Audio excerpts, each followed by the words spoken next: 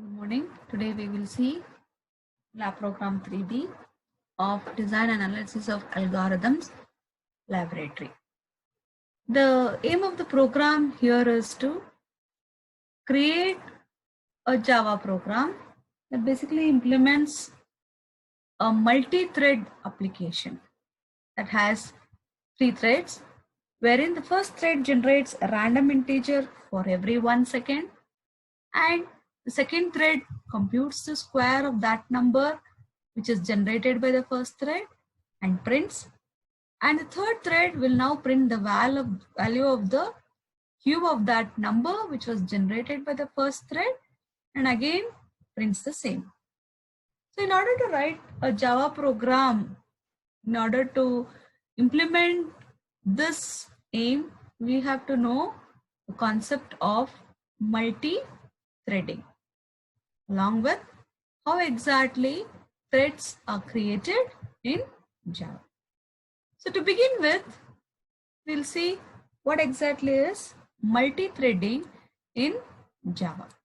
So in multi-threading in Java, so I'll just brief about the concepts of what is multi-threading and a thread, and how exactly we deal with creating the threads. So what is multi-threading? So multi-threading in Java basically refers to containing 2 or more parts of the program that can run concurrently.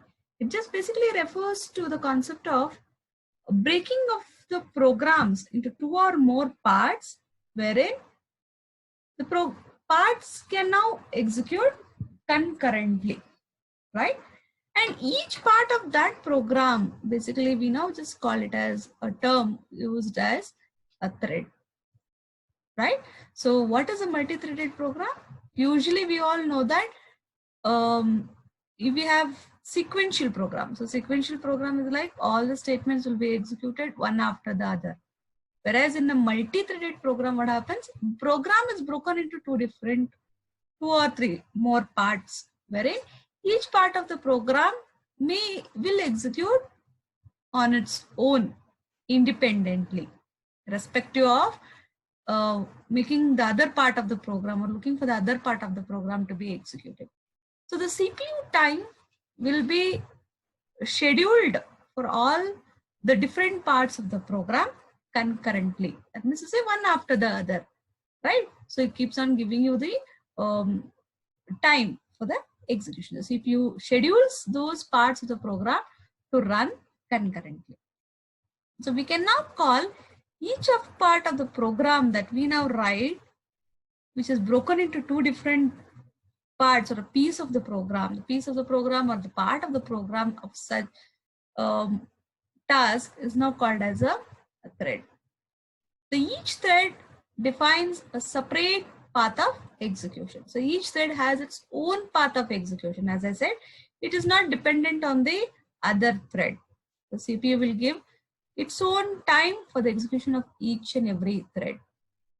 So whatever we are now asking about multi-threading is one of the specialized form of multitasking. What is a specialized form? So multitasking basically, as the name indicates, doing multiple tasks at a time is called as multitasking, isn't it? So it is divided into 2 different types. One is process-based, the other is thread-based. What is process-based? Doing multitasking based on the process. Process in sense, we have 2 or more programs running concurrently, parallelly. So you can see that you can run your Windows calculator or your Windows media player and a text editor, second notepad at the same time, isn't it? See, you can Google, or meantime you can create a PPT in your PowerPoint. You can either play a video, meantime you can read a PDF, right? Those are all called as multitasking, but it is a process based. That means to say you have 2 programs running concurrently, right? So that is process based multitasking. But when you have thread based multitasking, so we give that name as multi-threading here. A single program will be performing 2 or more tasks simultaneously. For example, suppose say you are using some text editor. Say for example, you are using MS Word, right? So you will be typing something. At some point of time, you feel like, say, I want the print of the first page. So what you will do? You will open the option give print, print the first page. So your text editor, that is your MS Word, will be printing the first page. Meantime, you will be typing in your MS Word the next page, right? So you can do that simultaneously. In that case, what happened is your program is broken into two parts. One is printing task, the other one is typing, your formatting task, isn't it? The text editor now can print as well as do the formatting, which is done by the user. The formatting in sense like typing, right? So whatever it is, you can just do it. So meantime, the printing will be done. The other formatting job you can do on your Word document. So you not have to wait till the print comes. Give the printing job, do the other job on your MS Word. That's possible, right? So multi-threading is a concept which basically allows us to write efficient programs that makes use of CPU to the max. So you don't have the concept of CPU becoming idle here. So maximum the CPU it will be utilized to do a lot of work, right? So wherein the idle time of the CPU will be kept to minimum, wherein we use maximum usage of the CPU. So what is multi-threading? Multi-threading is nothing but breaking a program and application into two or more parts of the program, wherein every part we give a name called as a thread. Each thread has a separate path of execution. It has got its own way of executing, which is not dependent on the other threads. And sometimes we also call thread as a lightweight process, right? So lightweight process, small part of the process. Now coming on to the life cycle of a thread. So I think people have learned something called as process life cycle. Same ways also here you have life cycle for a thread. The life cycle goes something like this: newborn stage, running stage, runnable stage, right? Blocked stage and dead stage, right? So a thread, when it is born, it moves to the running state by using a function or a method called as start, right? It moves to the running. So sometime when during the running state, if you call the method called as an yield, it comes to the runnable state, and later again it resumes back to the running state when it gets the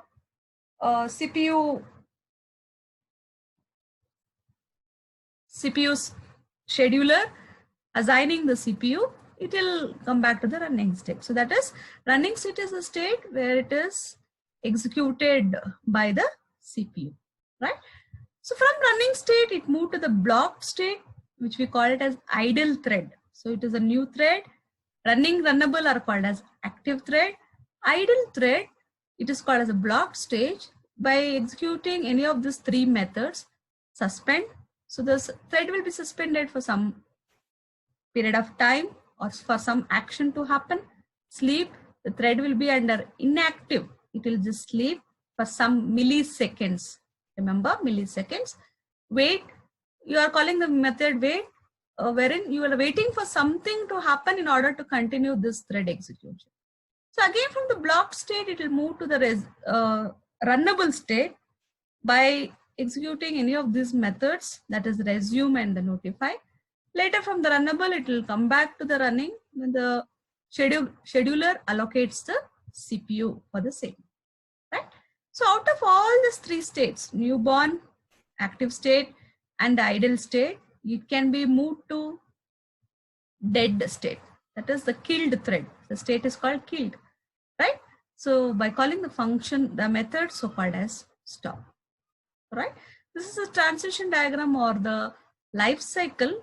So in this life cycle, we will be now dealing with the four states. One is the newborn state, how the thread is created, then how it will move to running state by using start method. Then at some time it will move to block state by using sleep method. So in our program, we will be dealing with start method, we will be dealing with sleep method, right? And also we will be dealing with the stages, that is born, running, then runnable, as well as the block state. And after that, once all the task has been done, we will also reach to the state so-called as a dead state. Yes, we'll see all these things. So if you remember the methods, start, sleep, and the states, newborn, running, runnable, blocked, and the dead state, right? So how do we now create? First, we will now see how do you create a new thread. The creation of the thread can be done in Java in two ways. One way is by extending the thread class. The other one is implementing the runnable interface. So we have two options, extending the thread class or implementing the runnable interface. So extending, when I tell inheriting the thread class, when I tell implementing, so this is an interface here. Runnable is an interface. So I am just implementing the runnable interface, not inheriting, implementing. Let us see how it has been done. The first method is extending the thread class. So how do we create threads? There's nothing super magic there. So threads are again created by creating classes alone. Okay, the threads are now created by creating class and then implementing the objects. So the threads are implemented as objects that contains a method called run. So I have not told the method run, but run is a method which should be included in the class that creates a thread. It is compulsory, right? So let us see how do we create a thread by extending the thread class. So as I told you, to create a thread, you should create a class which either extends thread class or implements runnable interface, either of one way. Let us see the example here. I create a class called as my thread, wherein this is acting as a thread to me in my program. This extends the class so-called as thread class, right? So whether you extend or implement, you should write the method so-called as run. Okay, we call it as overriding the method here, right? Run is a method which is already there in which class? Thread class. So you will override it, whatever your thread wants to do. The run will contain the method of, it will contain the statements with respect to what the thread has to execute. So I'll write public void run, open brace in the close brace. Within the open brace and the close brace, we will write the thread body of execution. What my thread wants to do. Yes, that should be written inside the run method. Next, this is class. So creating a class will not create me a thread. So what should I do? I should implement it as objects, right? So create a thread. How do I create a thread? Create the object of that particular class. So my thread thr1 is an object of class my thread. It's equal to new my thread, open brace, close brace, and a semicolon. So this will now create object of the class my thread, which extends the class thread. Next, what should I do? Now I should make my thread to execute. So how do I execute? So I should execute it. You can say, how do I make it to move to the running state? Execution means running state. So which method should I use? The start method. So I should use the start method. Thread1, that is the object name, thr1 dot start, open brace in the close brace, right? So internally, when the compiler sees this start method, it will redirect to the run method, which is in the class my thread.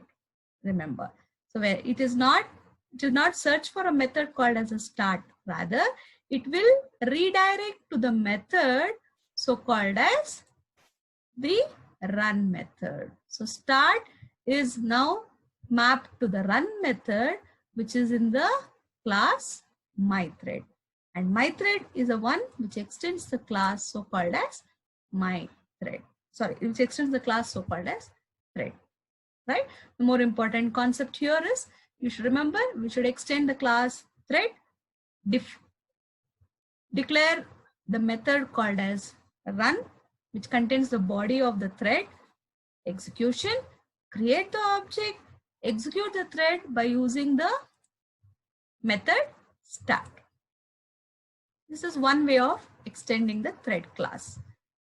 Sorry, this is one way of creating the threads in Java by extending the thread class. Next is implementing the runnable interface. How do you create threads? Using the concept of runnable interface. Similarly, I'll create a class which implements now runnable. I'll also define a method so called as run, which contains the body of the thread execution as usual. Along with that, after that, I will create the object of which class?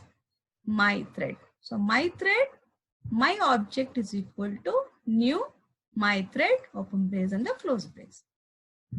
So earlier what did we do? After creating the object, directly we invoke the method start, but this will not happen in this case. So what should you do? After creating the object of the class that implements the runnable interface, you should pass that object as an argument to the thread object, right? So you should pass this object as an argument to the thread class, right? That means to say you have to initiate this object by using the thread class. So what should you do? First, you have to create the thread object. So you will create the thread object, which is an inbuilt class. Thread thr1 is equal to new thread. Pass this object as an argument to that particular constructor of thread class. So you'll have to just pass the or as an argument. So you can see, just pass it as an argument here. Just pass. There's nothing to do here. You will have to just pass that as an argument there. So just pass this as an argument here. All right, one way. So what should you do? You should create the object of which class? Thread class. And for that, you have to pass the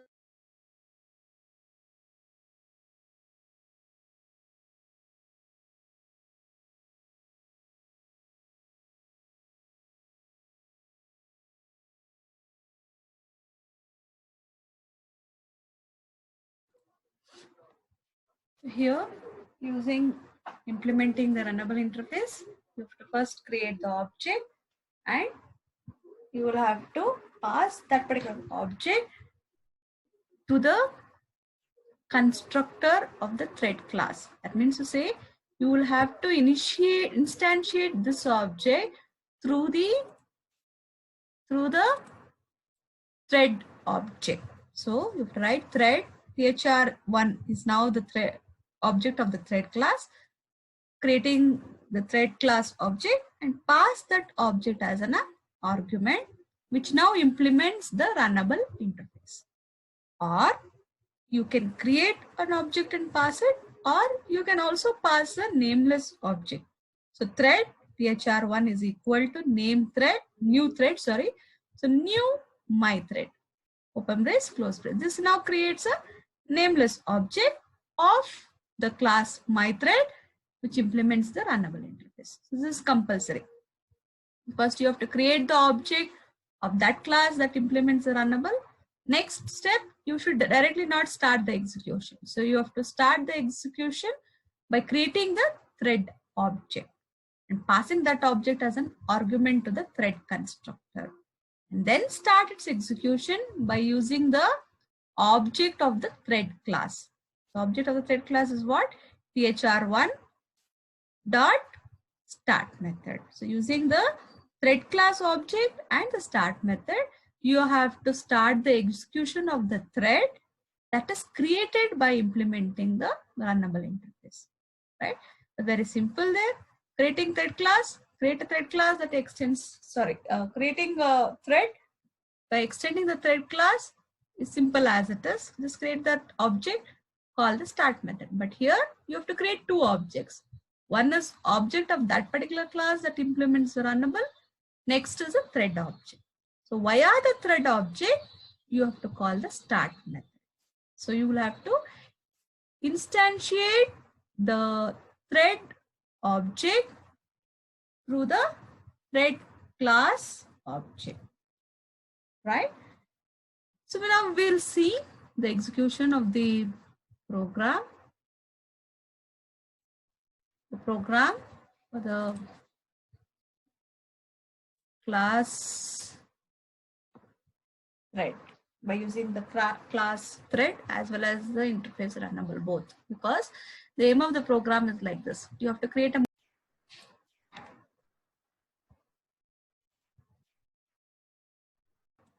we'll now see the program that now implements a multi-thread application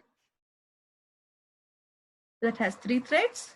First thread, we are creating the number or generating the number randomly for every 1 second. Second thread will compute the square and print it. Third thread will also compute the cube and print the same. So we are using both the methods, that is extending the thread class as well as extending the runnable interface. Implementing the runnable interface. For first thread, we are using extending the thread class. For second and for third, we are using implementing the runnable interface, right? Just to know both the concepts. So now we will import two different classes from the package java.util. One is a random class, the other one is the scanner class. So random class is imported in order to generate the number randomly. Scanner class to take the input from the user. Let me first design the first thread called as first, which now extends which class? Thread class. So as I told you, thread class, if it is implementing, it should have also implement the method so called as run. Let us implement that method run, right? So public void run, it is implementing, right? So before going to the body of that execution, let me also tell you the second thread, how it is written. Class second is now a class that is representing my second thread, which implements which interface? Runnable interface, right? So this is the second class, which is the second thread for me. Next, third thread, class third, which now implements what? Runnable interface. Similar, you can see it also has run method and also the run method. Both methods. In both the classes, we have the run method, right? So before I go to the definition of class first, second, and third, I'll first explain you the main function and the class, main class, then I'll go for the respective methods. So the main class is this, named as PGM3B. We have a main method, public static void main, string args. I have just print one statement, multi-threading program, one interactive statement. And I'm now creating the object of the class first. So A is the object of the class first, which is now creating me which thread? First thread. So A is what? A thread object. It is not a normal object. It is now a thread object. And I'm invoking this thread by using which method? Start method. You can see A dot start. Right? As I told you, whenever the compiler sees the method start, it will redirect to which method? It will redirect to the method run present in the class first. Let us now go to the run method of the class first. So what should the run method of the class first should contain? As you know, first thread should generate what? The numbers randomly for every 1 second. So what should run method now include? Generating of the numbers randomly and also invoking the second thread and the third thread. So it should include 3 tasks. One is generating the number. Next is invoking the second thread, and last is invoking the third thread. So it should do 3 tasks. Let us see the run method of the first, the public void run. Okay, so I've initialized one num variable equals to 0, and I'm creating R, which is the object of which class? The random class. So random R is equal to new random. It is an object of which class? A random class. Why am I using random class? In order to generate the number randomly. So since I'm using threads, there might be some runtime errors occurring. So to handle that, I have embedded that part of the code under a try block, and I have a catch block here just to take precautionary measure. And inside the try block, you can just see I've included one for loop. For I equals to 0, I less than 10, I plus plus. That means to say, I want to repeat this task of generating the number, finding the square, finding the cube by all the 3 threads. How many times? 10 times. Because I is equal to 0 to I less than 10. You can also change this. You can make it to 5. You can make it to 6, something like that, but not to lesser value like 2, 3. Something greater than 5 you can keep, right? So inside this for loop, now just see. This is my first thread, isn't it? So I should generate what? The number randomly. So num is equal to R, which is the object of the random class, dot next int. So what is this next int? Next int is a method of random class which generates a random number between, then generates a random number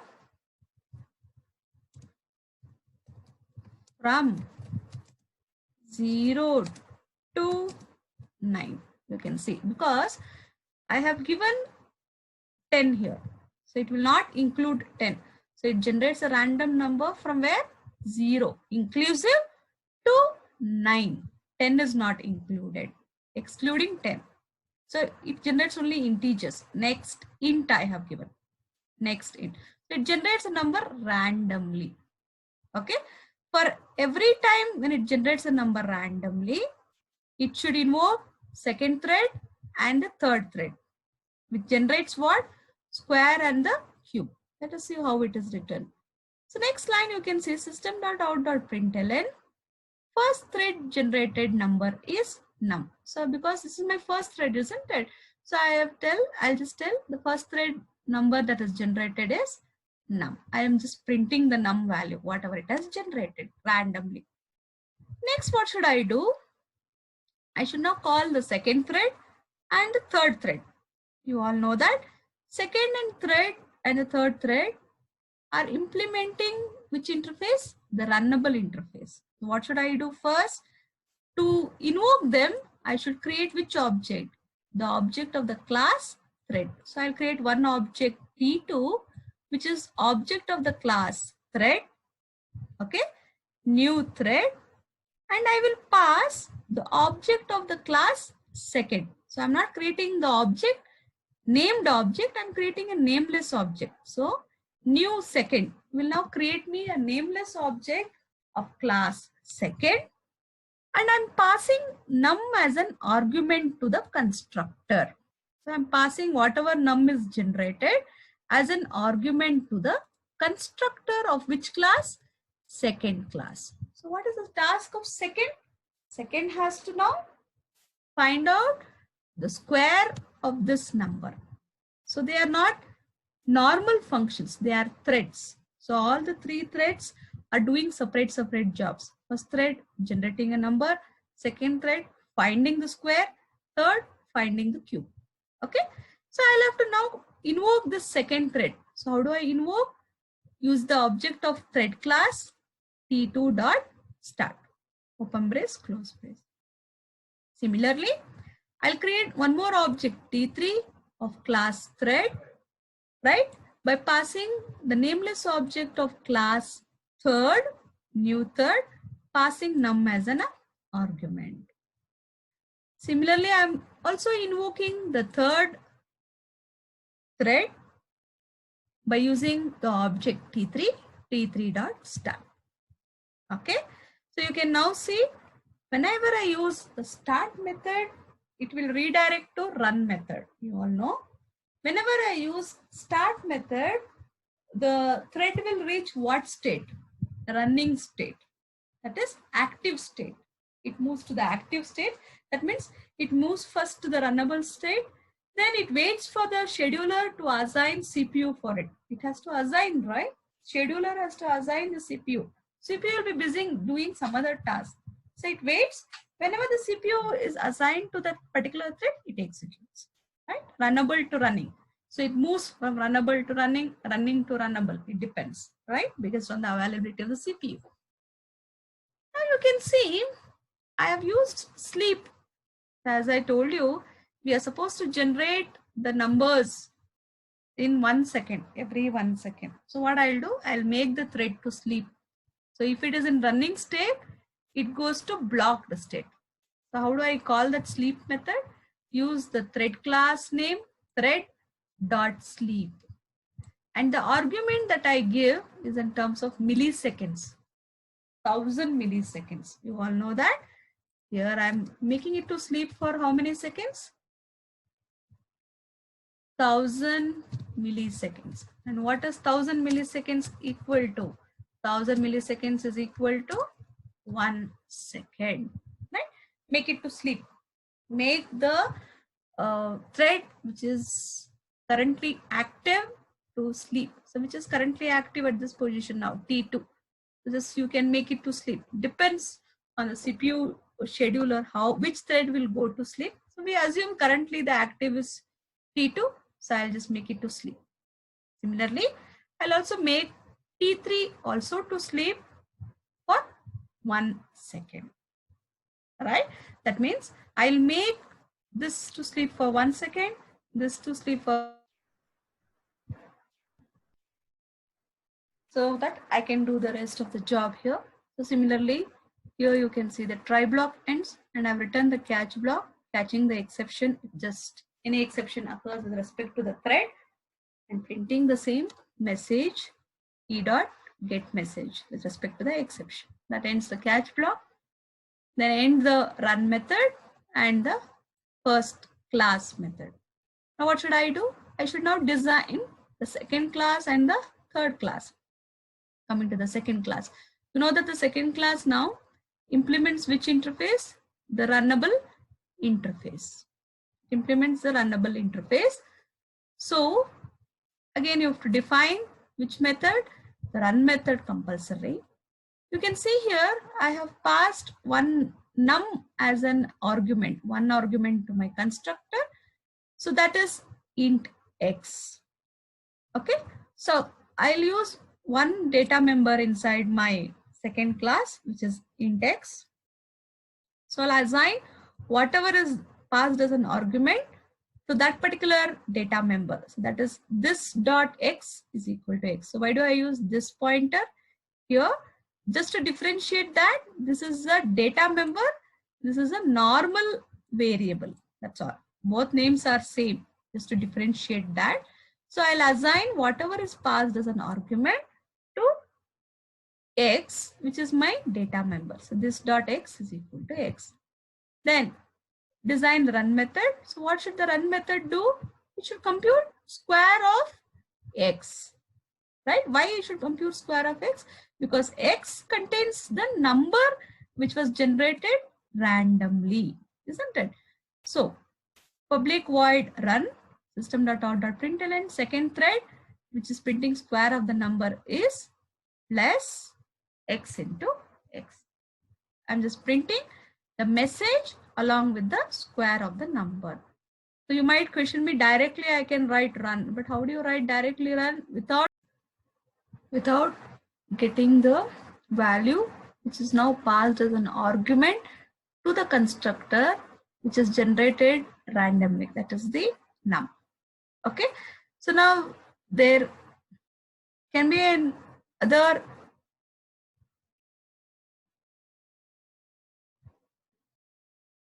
without passing here, you have to pass the number which is generated randomly to the constructor of second, and that is retrieved and stored in the variable x, that is this dot x equals to x, and then call the run method. The next question here is, can we write some other method here? No.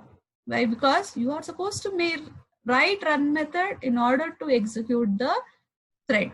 You are supposed to write the run method. Otherwise, the thread will not execute, because whenever you call the start method redirects itself to the run method present in the class. So you are supposed to write what the thread has to compute in the run method, right? Next, the implementation of third class, which implements now the runnable interface. The same thing again. Here also we declare a variable, okay, so called as index, okay, and the constructor which retrieves the value of x which is passed as an argument to the constructor and stores into the x which is the member variable using this pointer.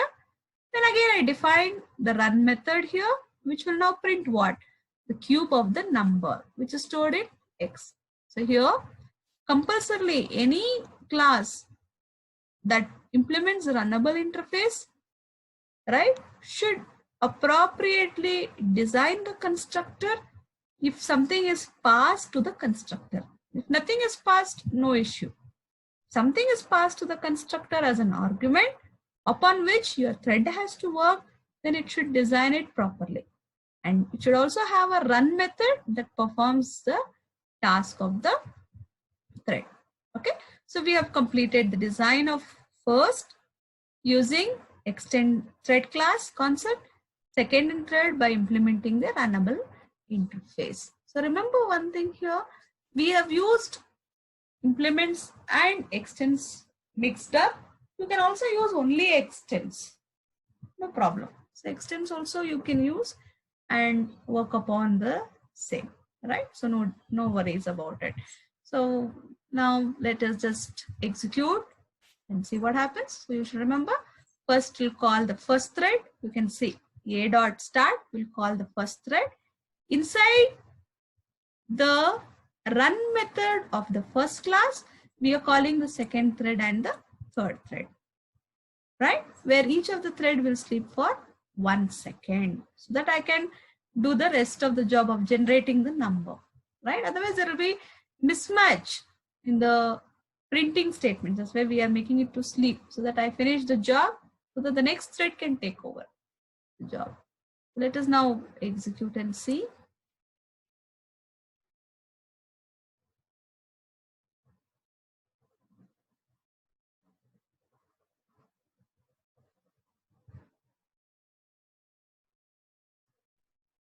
Okay, this error here. Let me debug that.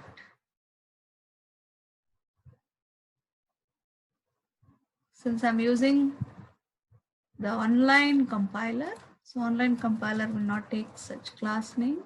So I have to give the class name as main itself. That's the error. Okay, so you can see it's printing. First thread generated number is 0. Square is 0, cube is 0. Next is 6. Square is 36, cube is 216. Can you see?